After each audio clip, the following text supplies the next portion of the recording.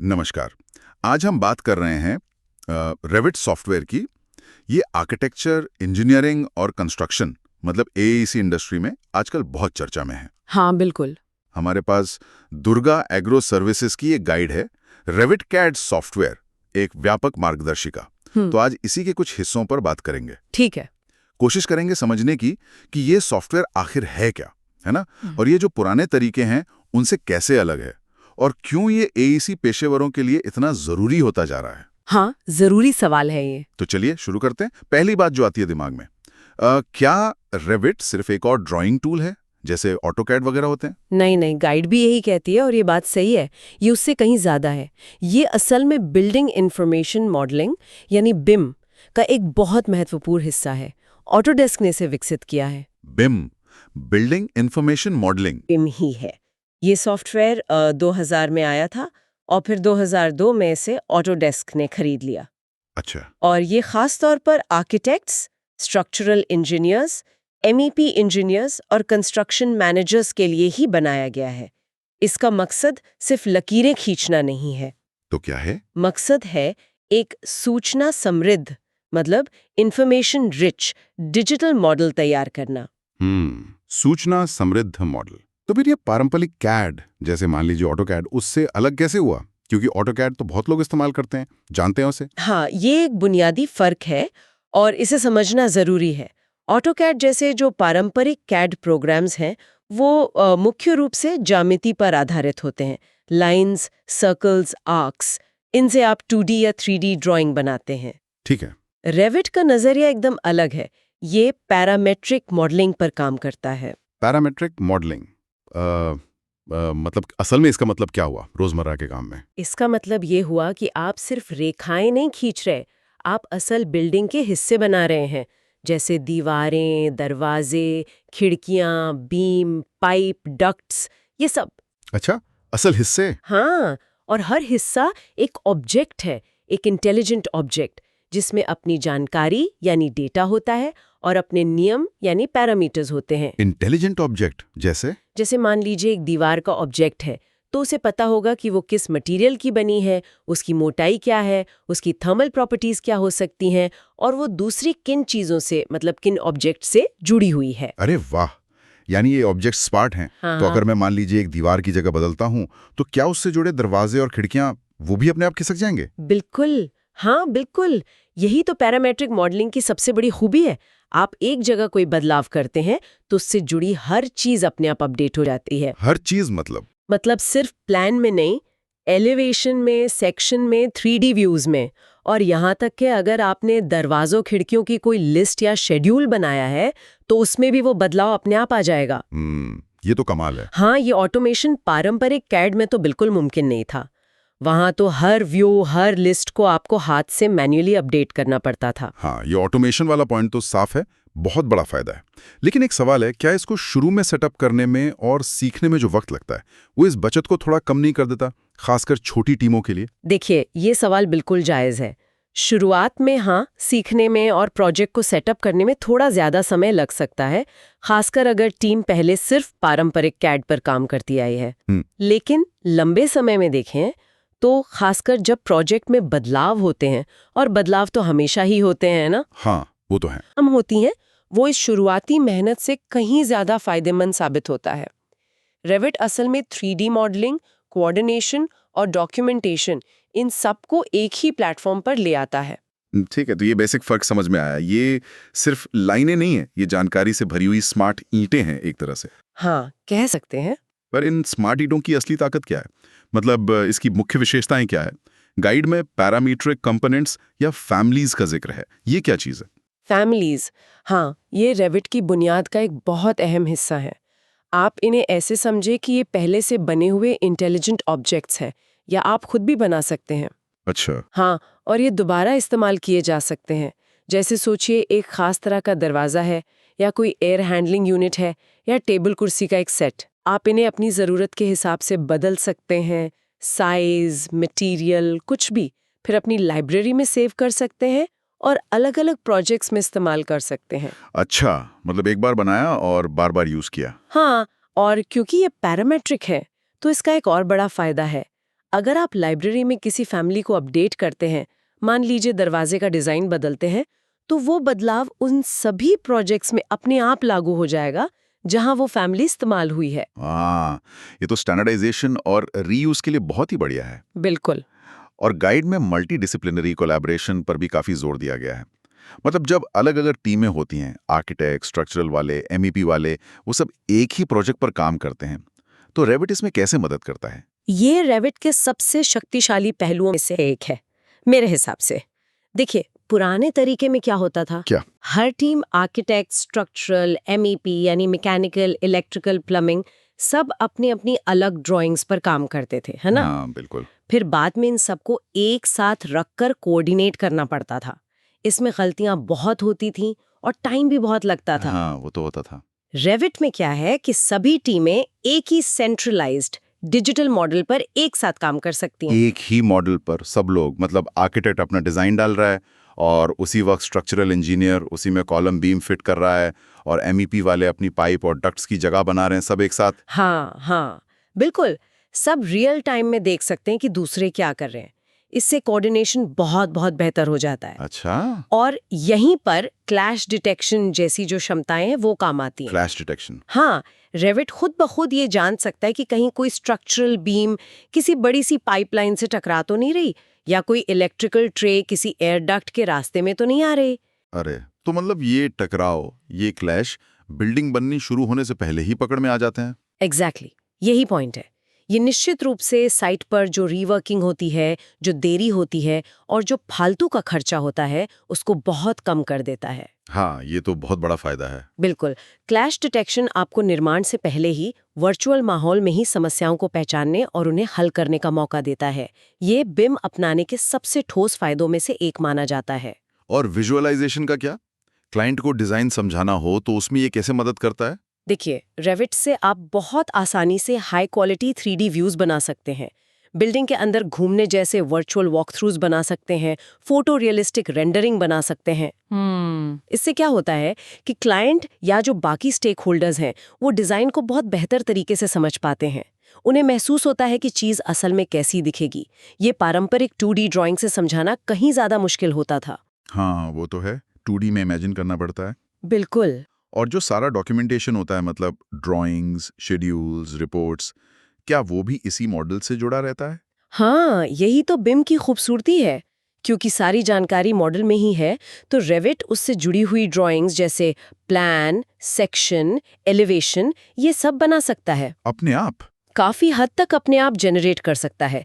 दरवाजों, खिड़कियों या दूसरे उपकरणों की लिस्ट्स, जिन्हें शेड्यूल्स कहते हैं, वो बना सकता है। मटेरियल कितना लगेगा, उसकी मात्रा की गणना, मतलब क्वांटिटी टेक ऑफ्स, वो कर सकता है। अच्छा।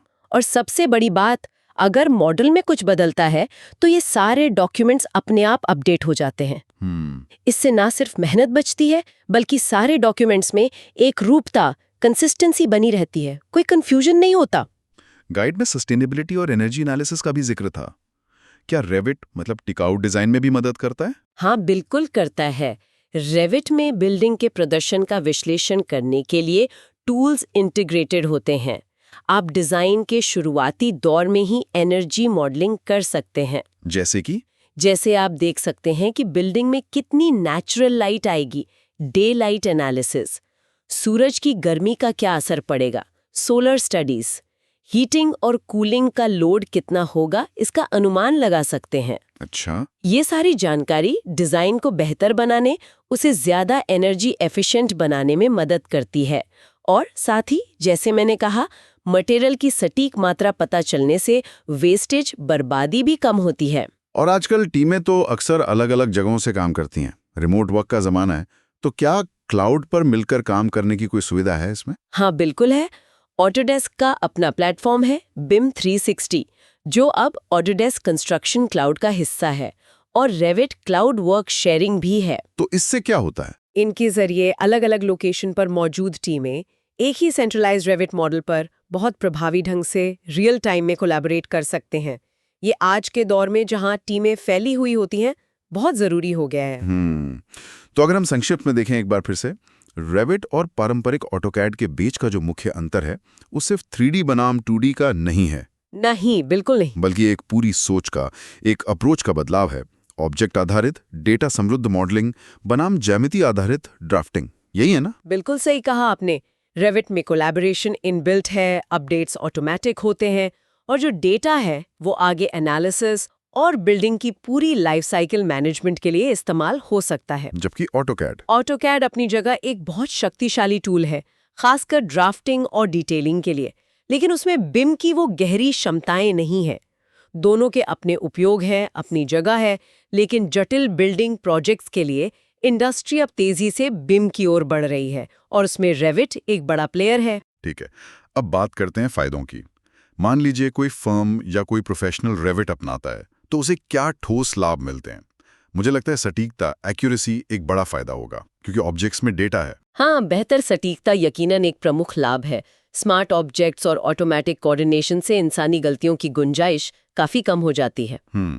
दूसरा, जैसा हमने अभी बात की, समय की बचत होती है, खासकर डिजाइन में जब बदलाव करने होते हैं और जब डॉक्यूमेंटेशन तैयार करना होता है। और क्लैश डिटेक्शन और सटीक मात्रा गणना, इनसे लागत में कमी भी आती होगी। निश्चित रूप से कंस्ट्रक्शन के दौरान आने वाली समस्याओं से अगर आप पहले ही बच जाते हैं और मटेरियल की बर्बादी कम करते हैं तो सीधा सीधा लागत पर असर पड़ता है, पैसा बचता है। सही। चौथा फायदा है बेहतर सहयोग, बेटर कोलैबोरेशन।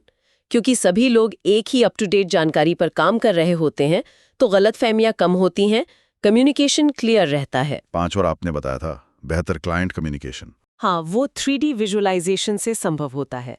क्लाइंट ज्यादा इन्वॉल्व महसूस करता है। और एक और दिलचस्प पहलू जो गाइड में मेंशन था, वो है लाइफ साइकिल मैनेजमेंट। इसका क्या मतलब है कि रेविट सिर्फ डिजाइन और कंस्ट्रक्शन तक ही सीमित नहीं है? इसका मतलब ये है कि रेविट में जो सूचना समृद्ध मॉडल बनता है, जो बिम मॉडल है, वो बिल्डिंग के पूरे जीवन काल के लिए, मतलब जब तक बिल्डिंग खड़ी है, एक बहुत कीमती संपत्ति बन सकता है। कैसे? देखिए, कंस्ट्रक्शन के दौरान इसे शेड्यूलिंग के साथ जोड़ा जा सकता है, जिसे 4D बिम कहते हैं। लागत की ट्रैकिंग के साथ जोड़ा जा सकता है 5D बिम। अच्छा। और बिल्डिंग बनने के बाद यही मॉडल फैसिलिटी मैनेजमेंट टीम के लिए एक डिजिटल डेटाबेस की तरह काम कर सकता है। उसमें सारी जानकारी हो सकती है, रखरखाव कब होना है, कौन से उपकरण लगे हैं, उनका क्या स्पेसिफिकेशन है, स्पेस मैनेजमेंट कैसे करना है, ये सब कुछ। अरे वाह! तो ये सिर्फ डिजाइन और कंस्ट्रक्शन की बात ही नहीं रह जाती। ये तो ऐसा लगता है जैसे रेविट बिल्डिंग का एक तरह का डिजिटल जीवन तैयार कर रहा है, जो उसके बनने के बाद भी चलता रहता है। बिल्कुल सही पकड़ा आपने। और यहीं से वो डिजिटल ट्विन वाली बात और भी दिलचस्प हो जाती है। Digital twin? हाँ, मतलब किसी भौतिक संपत्ति का, किसी फिजिकल एसेट का एक जीता जागता डिजिटल प्रतिरूप, एक डिजिटल कॉपी जो रियल चीज से जुड़ी हुई है। रेविट इस डिजिटल ट्विन की नींव रखने में एक बहुत महत्वपूर्ण भूमिका निभाता है। ये तो वाकई काफी व्यापक क्षमता है इसकी। ये सब जानने के बाद ये समझना बिल्कुल आसान है कि इंडस्ट्री में रेविट जाने वालों की मांग क्यों इतनी तेजी से बढ़ रही है। गाइड भी यही कह रही थी। हाँ, एसी इंडस्ट्री में कुशल रेविट प्रोफेशनल्स की मांग लगातार बढ़ रही है, इसमें कोई शक नहीं। ज्यादातर आर्किटेक्चरल फर्म्स, इंजीनियरिंग कंसल्टेंसीज, बड़ी कंस्ट्रक्शन कंपनियां, ये सब अब प्रोजेक्ट्स के लिए रेविट में एक्सपर्टीज को तरजीह देती हैं। कई बार तो ये जरूरत बन जाती है। क्या सरकारी प्रोजेक्ट्स में भी ऐसा ही है? मतलब गवर्नमेंट भी बिम और रेविट को अपना रही है? बिल्कुल। दुनिया भर में कई देशों की सरकारें अब बड़े पब्लिक प्रोजेक्ट्स के लिए बिम को अनिवार्य कर रही हैं या करने की प्रक्रिया में हैं। और क्योंकि रेविट बिम स्पेस में एक लीडिंग सॉफ्टवेयर है, तो जाहिर है इसकी मांग और बढ़ गई है। तो अगर इस फील्ड में आपको आगे बढ़ना है, प्रासंगिक बने रहना है, तो रेविट स्किल्स हासिल करना अब बहुत जरूरी हो गया है। तो आगे देखते हुए भविष्य की बात करें। एईसी इंडस्ट्री में रेविट का फ्यूचर कैसा दिखता है? क्या इसकी अहमियत और बढ़ेगी? सारे संकेत तो इसी तरफ इशारा कर रहे हैं कि इसकी अहमियत और बढ़ेगी। जैसे जैसे हम स्मार्ट सिटीज की तरफ जा रहे हैं, सस्टेनेबल कंस्ट्रक्शन पर जोर बढ़ रहा है, प्री फैब्रिकेशन का चलन बढ़ रहा है, डिजिटल ट्विन्स की बात हो रही है। हाँ, इन सब कॉन्सेप्ट्स के मूल में बिम है और रेविट जैसे उपकरण इस पूरी प्रक्रिया के केंद्र में आते जाएंगे। ये सिर्फ एक टूल नहीं रहेगा, बल्कि एक पूरे इकोसिस्टम का, एक वर्कफ्लो का हिस्सा बनता जाएगा। और टेक्नोलॉजी जैसे जैसे आगे बढ़ रही है, जैसे एआई है, आईओटी है, क्या इनके साथ भी इसका कोई तालमेल बैठेगा? हाँ, ये एक बहुत ही रोमांचक क्षेत्र है। हम भविष्य में आर्टिफिशियल इंटेलिजेंस यानी एआई के साथ और गहरे इंटीग्रेशन की उम्मीद कर सकते हैं। कैसे? क्या करेगा एआई इसमें? हो सकता है एआई डिजाइन के विकल्पों को ऑप्टिमाइज करने में मदद करे, या जो दोहराए जाने वाले काम हैं उन्हें ऑटोमेट करे, या फिर मॉडल में जो इतना सारा डेटा है उससे बेहतर एनालिसिस करके दे। अच्छा, और आईओटी, इंटरनेट ऑफ थिंग्स? इसी तरह इमारतों में जो आईओटी सेंसर्स लगे होते हैं उनसे मिलने वाले रियल टाइम डेटा को रेविट मॉडल या डिजिटल ट्विन से जोड़ा जा सकता है। इससे बिल्डिंग का प्रदर्शन कैसा चल रहा है, उसकी निगरानी और मैनेजमेंट और बेहतर हो सकता है।